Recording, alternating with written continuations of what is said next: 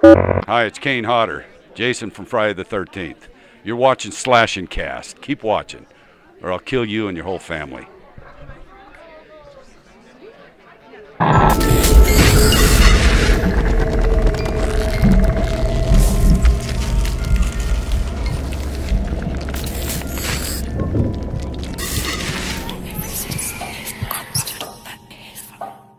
What's going on, horror fans? Welcome back to another episode of Slash and Cast. My name is Riley, that is Griffin, and that is Nick. Before we get things started, we have a few announcements. First of all, make sure you check out our streams. Listen, we did 2 days in a row. Yeah, we did. 2 whole days in a row. That's never happened. Not in a long time. Yeah, I know why. Not in a long time. Also, our Kickstarter, man, for our fan film, our Friday the 13th fan film, Reviving Camp Blood, officially hit its funding goal of $8,500. Couldn't thank you enough. It's crazy. We hit it fast. I think it was only across like 10 days. Yeah. Yep. So that was amazing. But that being said, the journey's not over. Right. All right. We still have like 18 days to raise Still money. a lot of time. The more money we make, the better film we can do, the more practical effects we can do. And at the end of the day, it's more money that we can donate to the Boston Burn Center. And that is really special to us. So we want to make that happen as well. Yep. So keep sharing, keep donating. And keep everybody's happy. Right. And there will be some added stretch goals and even some bonus rewards What? coming probably this week. I think I can squeeze those in. True. Also, we've been kind of missed this journey here, but about a week ago, 8 days ago, 10 days ago, 40 days ago, I don't even know when it happened. We hit 40,000 subs. Totally missed it. We've been so busy, we didn't even see it happen. People start tweeting at us, like, "Hey, congrats on 40,000." Like, what? 40,000 40,000 what? 40,000 what? But yeah, it's not $40,000. But yeah, thank you guys so much for that. We're not doing a giveaway for this one, but at 50,000 we will. And it's gonna be a pretty big one. All right. Yep. So keep subbing. Keep sharing. Turn the bell on. Turn the bell on. Other than that, all links you need in the description: Twitter, Facebook, Reddit, Discord, the link to sponsor the YouTube channel, and the website. Let Her Go merch. It's gone. It's gone forever. It ended as of yesterday, April 1st. Well, 2 days ago, technically. It was at midnight at April 1st. So that's that. Now, let's dive in to our news of the day. Opening up on Friday the 13th, the game. Listen, not crazy news this week, but some exciting news for players that don't dig the multiplayer aspect of Friday the 13th. AI improvements. Offline bots. They're known for not being the most difficult thing in the world. Difficult, right. Yep. Now, you can say that they're not smart, but in all reality, it's pretty smart AI, some pretty complex AI, especially in an asymmetrical horror game where each match, spawns different weapons, different parts in different areas. They do a decent job. They're actually pretty smart AI. It's just every once in a while, they get stuck and. Yeah, the big thing is like hiding. They're done with hiding spots a lot of the times. Yes. Yeah. The AI now is supposed to be one. You should actually see differences in difficulty, because before you did. The perk element is getting involved in that. The way they react to Jason being around is going to change. Hiding spots will change. And the stats of a counselor will be more effective. So, some cool stuff there, I guess. And hopefully it's more realistic to what we know in multiplayer. Yep. Yeah. I mean, we all three of us, we play offline bots. And right now it's easy. Oh, yeah, no. You're spending 5 minutes on a game tops. Yeah, pretty much. Yeah. That's on hard, so yeah. Hopefully there's actually a real challenge there. And ideally, what I like about offline bots is that it lets new players get to the point that they're okay on multiplayer, and it lets veteran players become dominant. It's really good for throwing knives. That's what I like it, because I've gotten really good with throwing knives because of that. So, it's the only time they let me play Jason. No, you just keep playing offline bots. No. Now, other than that, we got a little bit of a different announcement that came from Alphonics Twitter. It wasn't announced really anywhere else. That Jason players will now have their chosen alternative skins and weapons, of course, because we'll have alternate changing weapons in the next update. Those will be reflected in the intro/outro cinematic cutscenes for the upcoming weapon swapping feature. And I feel like that is how it should be. Well, yeah, it should be that way. I didn't realize how they're going to do it, because what they did before, they used to have just WMV files in the game, and those would just play. They were queued to play at the end of a game. Yeah, and you could change it to whatever you want. You could have a video of a music video up. Literally anything you want. Anything you want. Now, they removed that a while back, and they started doing that in-game outro and intro, but it didn't reflect in terms of skins. Now it will. So that'll be cool. Yep, so I probably had to go back and reanimate it. Yeah. Now, how will Retro Jason look, though? He should. I would hope. I did see them reply and say that Retro will be purple and blue. Oh, nice. Will it be weird? Yeah, Let's hope probably. not. I'm still excited because we did hear from Daniel today in the Discord that Retro Jason, because we know that he's supposed to become his own Jason, that he's not planned for the next update at all. So, That's okay. Honestly, though, let's stretch it out a little bit. I was expecting it at the 1 year anniversary anyway, because that was the first DLC we got after the game came out. Right. So, Gotta, diversify the content. We're getting a huge patch with a lot of tweaks and a lot of content. right. Yeah, a lot. So It'll be a fun spread patch. spread it out a little bit. Yeah. I'm excited for it, though, because that was always a pet peeve of mine. Yeah. That Yeah. and also, like, okay, how will, like, Pinehurst intro work? Like, all Jasons use the axe in that intro, and then it awkwardly cuts to them having a different weapon. I bet that's the same way. I bet it's just the same way. It's just whatever weapon you're using, with your coveralls or whatever color. Or... It's such an easy fix for that intro. Is like just add like a 2-second gap before it cuts back to them walking with the new weapon. That way you could buy into, okay, he dropped it and picked up his weapon, the one Right. you choose. Yeah. It's not a huge deal. No, it's a massive deal. Oh, It's an intro. I'm not going to play the game until that's fixed. I don't even watch the intros. Yeah, it's true. You've seen them so many times that it's just kind of like, Yeah, God, whatever.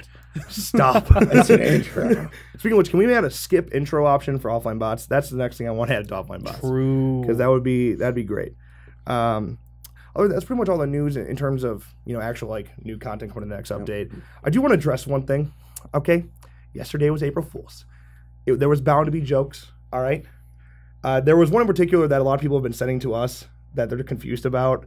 Like, Slash Cast, is this real? I'm Agility, who is a great F13 content creator. We know him. We like him. He's great. I'm not making fun of him for this, but he did a little bit of an April Fool's joke. That was it was an odd. He should have made it more obvious, in my opinion, that it was April Fool's, because what it was like an unfinished first look at the new update, right? And it was just garbage, low FPS gameplay. It was like 4 FPS. Yeah. It was dark, just so dark. Like you couldn't even see anything outside of Jason barely. Right. It was so dark, so choppy. And, again, it wasn't clear that, this was an April Fool's prank and people were getting excited and some were getting mad. Like, this looks like shit. Well, no shit, right? Yeah. The first thing we did, we're like, because Daniel's in our Discord, Shifty Samurai's in our Discord. We're like, Hey. Daniel, what do we do? He's like, listen, guys, this was because Agility used someone else's video. Who went into Unity 3D and pulled those assets from the game into Unity 3D, and that's how they did it. So it's not real. Relax. It's not going to look like that shitty. Agility, I'm not making fun of you, but we need to work on our pranking skills. No, I'm just kidding. Like More clickbait. It was funny to me. Like, it was actually pretty funny. It was just like the response. People are very gullible. People right? like, the thing is, people thought it was real and people were getting upset, really upset. And Especially coming from a content creator who covers the game and could possibly get, It was just. It wasn't thinking it's a ahead. prank, bro. It's a ahead, prank. Yeah, it's really unfortunate. Some people really got excited, and if you were one of those people who you got bamboozled. you got bamboozled. You got bamboozled. Listen, we all fell for an April Fool's Day prank in some way or shape or form. Yeah. Like I said, it's not the big of a deal. I just want to make sure people know that it was fake, and so Right. we're just kind of relaxed about it. Yeah. All right? Well, don't hate Agility for it. It wasn't that big of a deal. It's just like, just so we know, all right, it's fake. He also started hearting the April Fool's, like, it's April Fool's joke, To right? make it more clear. Right, so- Good job with doing that one. Like, Yeah. That's probably But the best. if you're still caught in that gullible field, I figure we should address it. right. Also, little other news. PAX East, in terms of Boston, the F13's going to be there. Now, as for, I don't know if they have a panel or anything. I'm not sure if they do. They haven't really clarified. There's a chance we get some sort of announcement there. Who knows? Daniel's going now. That's the one that throws me off. Yeah, that might even affect our Thursday news. I mean, if he's got it already and it's a forum post, I'm sure he can send that from probably the plane where he'd be flying from. Probably Right. anywhere, honestly. So or we could just not get any news, or on Friday We get PAX, huge news. We get Release date. release date for the new patch. No, I wouldn't expect that. I don't get your hopes up for that. I'm just No. saying it could happen. Right. Again, we don't It is know. April. We don't know if they have a panel. We don't even know if they have a booth. You know, They could they just went be to a going. PAX a couple months ago, Yep. didn't even have a booth. Yeah, they could Right. just be going. I mean, it's a big event. Why wouldn't you go? I want to go. We wish we were there. Fuck yeah, I want to go. Last year's there too. Yep. True. That's why we want to go. So, yeah. I want to be involved. All right. All right. Let's move on to our next line of news. All right. That's your F13 of the day. Let us know what you think. All right. Halloween 2018. We talk about it all the time, but we finally got a little bit of word from the new Michael Myers. Okay, James Jude Courtney. Now the filming finally wrapped, and Halloween Daily News got to speak with James Jude Courtney, and you know he had a little bit of say in terms of what it was like putting on the mask for the first time. Quote, David Gordon Green, Danny McBride, Jeff Bradley, Mike Simmons, Ron Hutchinson, and myself, we all walked off to a room side where nobody could see it. And Chris Nelson pulled out the mask and he said, okay, Jim, let's put it on and see what it feels like. So I walk over and he puts it on me and fastens it in for me. I was like, whoa. David goes, what does it feel like, Jim? I said, lower his voice to a near whisper, it's perfect for killing. And it was perfect. And all of a sudden, this thing happened to me inside. I'd already created energy. I already knew the space. But man, that was like afterburns, dude. And the love. It's more than just the beauty of the art that Christopher Allen Nelson created when he did the mask. It's all that knowledge he put into it. And somehow he imbued all the history. The 40 years of history and all the work that all the people have done and all the fans' expectations and love. I felt all of that. I will never forget the first time I put that mask on. Wow. That makes you want to cry. Perfect. Good goddamn quote, James. All right, I'm you're tearing in. up You're over here. welcome to the franchise.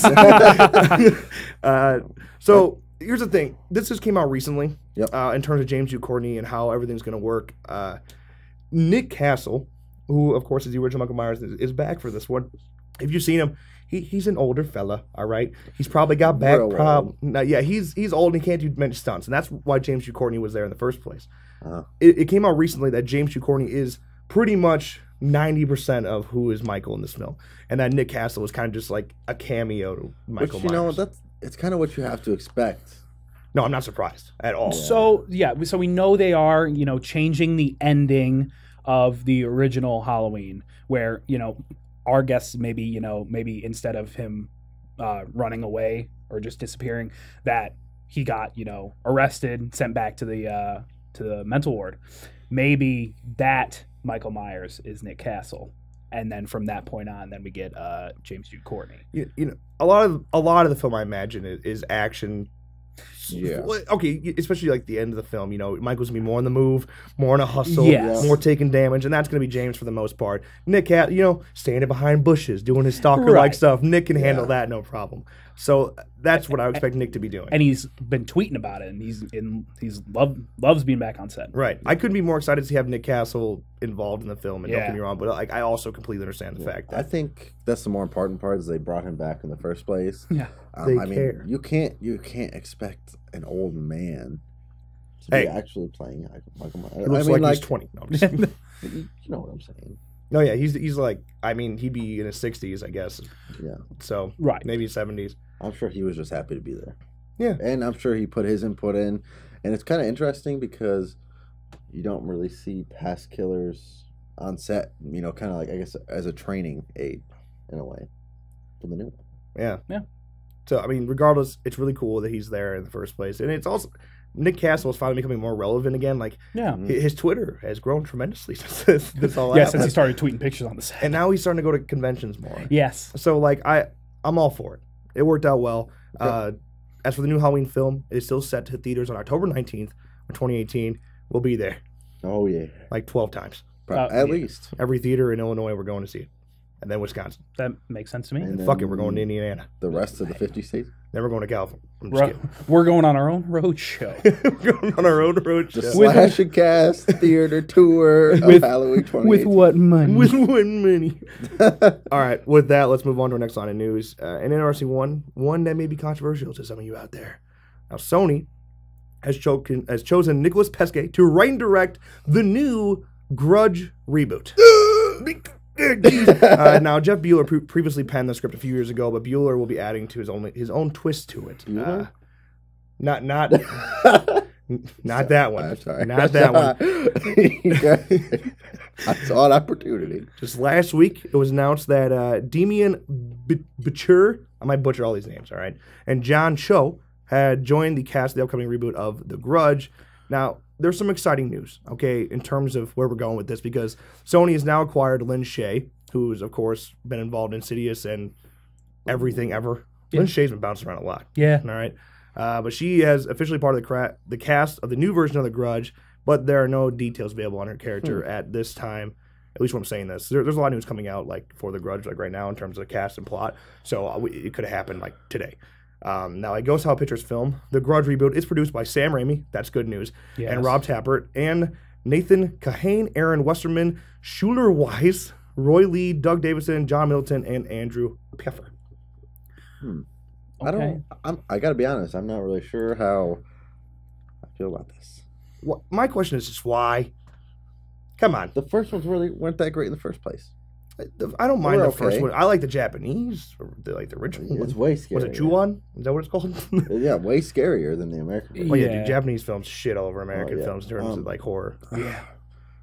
Yeah, I don't know. It'll be interesting because, correct, they all take place in Japan. Right. Well, no, sort of. Yeah, but I don't know. It'd be interesting to see where they go with it, because it's gonna be a complete reboot. Correct. That's what they say. That's what it sounds like. Oh man, it just makes me a little nervous. Reboots are just scary no matter what. Yeah, and especially something that could have been fine. Dude.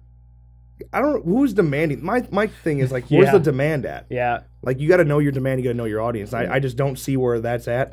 Unless they saw something that they said, okay, we could really make a tremendous improvement here or here. Let's change this in the story. And they're like, we're going to do it. Listen, there's a lot of Japanese horror out there. A Yeah. lot of great Right, Japanese horror. right. Let's just let's get a new one. And Lin Shaye, she hasn't really let us down, right? Please don't. Well, Eh. Lin Shaye has had moments of shitty films, but Lin has always been great. Exactly. So Right. she'll be great. Yeah. Um. And again, there's no details on her character, so Right. She's probably like a fucking 10-second cameo. And yeah, She's probably like top build, 10 seconds. They probably said, Yeah, hey, they're look who we got. gonna Drew Barrymore scream us and or Janet Leigh psycho us. Please don't. I can see it. I can see it. Yeah. Now, The Grudge reboot is expected to begin filming this May in Winnipeg. Okay. So I don't know what that says for plot details or anything, but No. Winnipeg kind of doesn't really fit what we know towards The Grudge. But Right. whatever. Yeah. It'll be interesting, though. I mean, we'll probably watch it, to be honest. Well, I'll be honest with you. I'm gonna wait till it comes out. Yeah. Wait. I ain't going to see it in theaters. We're gonna VOD this one. Yeah, I don't see this even coming to theaters. There's a chance it doesn't. There's But yeah, also, I don't know. That's a hit or miss, honestly, if it comes to theaters or not. There's a 50-50 shot. Here. yeah. Let us know what you think. Reboots are scary, in my opinion. I would avoid at all costs. Terrifying. That's how I feel at this time. Lin Shaye, save us all. All right. Just when you thought shit couldn't get worse, we're going to move on to our next topic of the day. Daphne and Velma. And it hit the fan. Now, this is a horror show. We cover horror news, but this is such a horror show that we got to cover Daphne and Velma because it's a complete shit show. Sarah Jeffrey from Shades of Blue and Sarah Gilman from Last Man Standing played Daphne and Velma in the live-action film that tells the story of Daphne Blake and Velma Dinkley before they team up with Scooby and the Mystery Inc. Gang. We knew right away that this was probably going to be a complete shit show. Like, we knew it. All right? We said it was a bad idea. We talked about it a long time ago. We did talk about it a while ago. Yeah. And, like, you know what? I don't even want to say anything else until we see the trailer. There is a trailer. We got a trailer. I have fun trying to sit through it, okay? Take a look at the first trailer for Daphne and Velma. I'm in Rich Valley. Like where I live, Rich Valley. We can finally be best friends IRL. I'll see you soon. See you soon. Hello, Daphne Blake. Wow, this is incredible. Hey, Velma. Spencer? I saw you at the lockers. Are you okay? I'm good. Principal Piper Spencer seems zombified. Zombo what? I'm good. He's fine. Something weird is happening to the top students here. Kids turn to lifeless zombies, secret passages. We have to investigate. Hello? Maybe it's not a person behind this. Something's been following us. I can feel it. Ghosts don't exist. Griffin is up to something. He has to be behind this. Well, I still think it was a ghost. The fire ghost. Boo! Arg! We need to bust into that locker. Or we could do something that won't lead to certain danger. Just an idea. This robot engine is totally stable. Unless it's overheated. Girls! Kitchen duty and Shane stickers. Guaranteed to stop girls from blowing things up. So what, we just give up? No, we're a team. We can do this. We can do anything. Things always work out. Yes, a clue! You still think Griffin's in on this? We saw him go into the locker, same as Spencer. Who's behind this? What are you doing here? What are you doing here? I'm mopping. That's what they all say.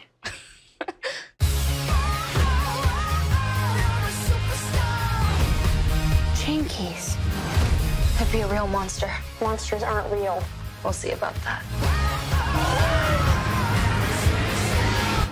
D&V. What's up? What's good? All right, in all seriousness, what the fuck was that? I don't understand. You know, the first thing we said when this happened, because it was supposed to be a girl power movie, and that's totally fine. All right? Movies like that are totally fine, but when you take something so beloved, like Scooby-Doo, and you shit on it like that, I seriously, the first thing, when I saw the trailer, the first thing I said to you, I was like, you know what? That's the first time in my life I've absolutely hated something Scooby-Doo related.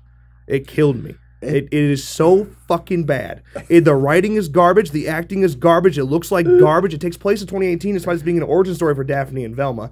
It looks like an absolute piss-poor attempt at giving girl power. All you're doing is fucking belittling them. That's why I hate movies like this, because it should be uplifting. Women have power. They should have power, but what you do when you make movies like that, you belittle them because you're taking away an origin story like that. Why did you have to do it? You know, it's so bad I don't even know how to phrase how bad it is. Okay, like, this is I'm gonna reiterate my point because I don't want to like sound like a complete jackass. The point, like, I'm all for movies like this, like that, Yep. that are driven by women and a female cast and a female crew. That's awesome. It's an awesome thing, and we actually saw it do it pretty well with Ghostbusters. The trailer was shit, but the film itself was actually okay. But when you take something like that and just break apart what we already know and love to do it, Scooby-Doo, it just doesn't work the same way. I would have much rather had the Tisdale sisters who are producing this. I'd much rather have them just take an original script, original characters, and make a driven movie like that. Right. You know, you could pull in the title Scooby-Doo like. Put that in your synopsis, and you know you're good. But well, you're all right. But so this looked like a fucking Disney Channel. Where's movie. our? It did, dude. Where's our Shaggy and Fred and Scooby? Or They haven't met. So we're gonna. They need an origin movie too. Yeah. See, that's the thing. I just don't understand. Like we had the film where they're in high school, I guess technically. Yeah. Where they're all friends when they form Mystery Inc. already. So we kind of have it. We've had a million stories like this. So I just don't see the point of splitting up a group that is known for being a group. Why take them apart? When you look at it like this, you have this script, and you might even realize that it's terrible, and then you say, nobody's gonna watch this. Scooby-Doo. People like Scooby-Doo. Now it's a Scooby-Doo movie. That's what sucks. This is where back to the whole trying to like give women power thing, and I'm all, like I said, I'm all for it. But when you make something garbage, what is that doing to help that genre at all? You're shitting on a franchise. Now take away anything Scooby-Doo related. This is two women in a Scooby-Doo like movie. Is it better? I think so. At least a little bit. It ain't good. It looks like shit no matter what. It still isn't good, man. Oh my god. It's a little. It makes me not feel as fucking pissed off about it, because to me, you're ruining my childhood. That's just a bad movie that I'll never see. Yeah, because it's Scooby-Doo, at some point we're going to have to force ourselves, get drunk enough to force ourselves to watch this damn movie. And then you're really going to see how pissed I am. We might do it. We're going to do it live. Fuck it, we'll do it live.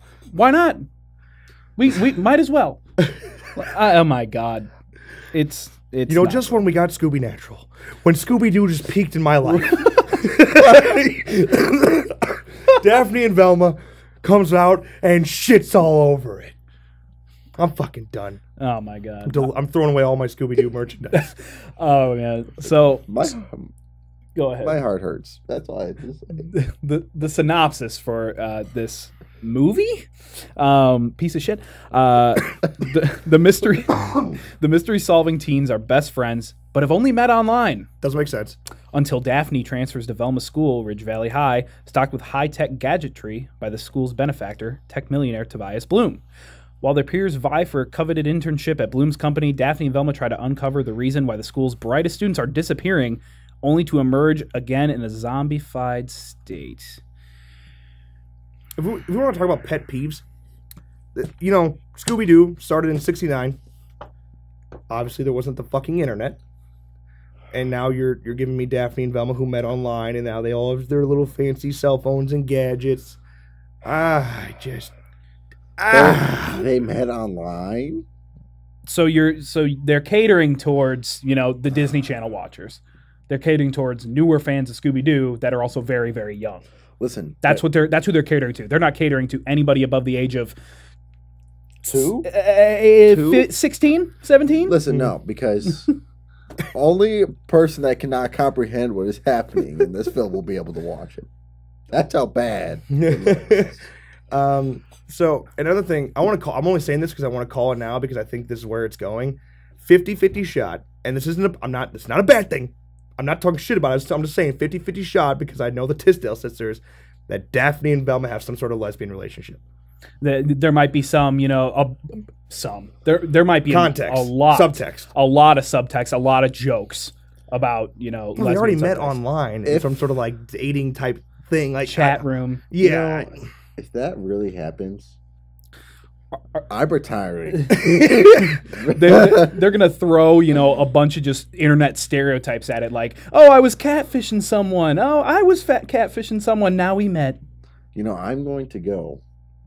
I'm going to find them, and I am going to show them this section of this video, and then I'm going to add on to how pissed I am after I watch this. You know what? Maybe we need a women's perspective. Oh, wait, no, because any woman can recognize that this movie is kind of garbage. Rachel's over there. What do you think?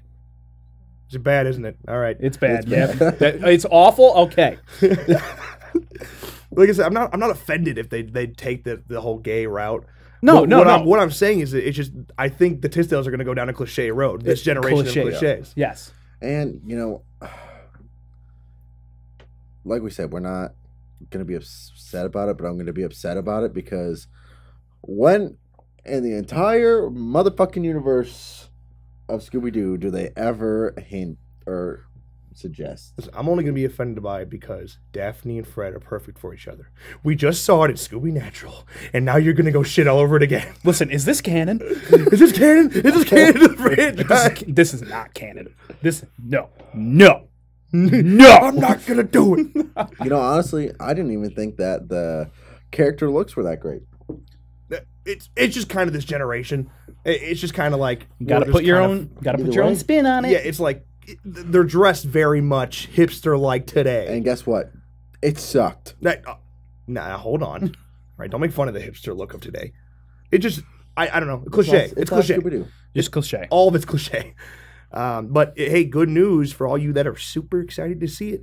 It's not that far out. The film will hit DVD, Blu-ray, and digital because it's not going to fucking theaters. Great, I can't fucking wait. On May 22nd. Oh wow, that's real close. Wow. I'm gonna buy it. I'm buying it on Blu-ray just so I can burn it.